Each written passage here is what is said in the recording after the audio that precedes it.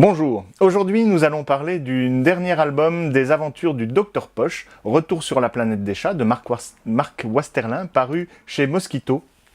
Alors 36 ans après le diptyque qui marque encore aujourd'hui un sommet dans la série des Dr Posh, diptyque qui est toujours disponible dans cette intégrale publiée chez Dupuis, Mark Westerlin envoie de nouveau donc le Dr Posh sur la planète des chats, car une nouvelle menace plane sur celle-ci. En effet, des hordes de Vork ont envahi le pays des chats et menacent celui des chiens.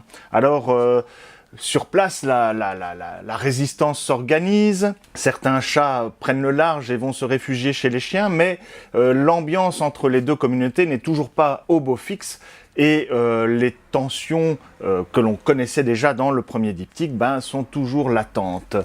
Westerlin va réutiliser un peu les mêmes ingrédients que l'on avait dans le premier diptyque, à savoir qu'on est dans de l'aventure qui mêle de la science-fiction, une aventure médiévale, bourrée de références, mais en même temps, il y apporte quelque chose de neuf, puisque les références auxquelles il fait allusion ne seront plus les mêmes. Alors que le premier diptyque faisait référence à la guerre de 100 ans, ici, on est beaucoup plus proche de nous avec un conflit tel que la Seconde Guerre mondiale, par exemple. Les parallèles sont assez évidents, et je vous laisserai bien évidemment les découvrir.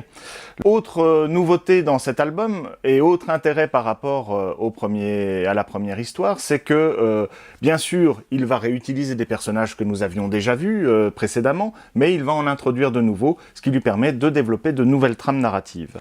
L'histoire est enlevée, le dessin toujours efficace et toujours ultra lisible de Westerlin fait mouche, il dessine toujours aussi bien les mains, car je dois le signaler, Mark Westerlin est le meilleur dessinateur de mains de toute la galaxie, Planète des chats comprise. Alors, cerise sur le gâteau, c'est que l'album ne se termine pas. Enfin oui, il se termine, il y a une dernière page, mais il est ouvert sur une suite. Et donc, nous partons vers un nouveau diptyque. Et donc, nous attendons ce second tome avec beaucoup d'impatience.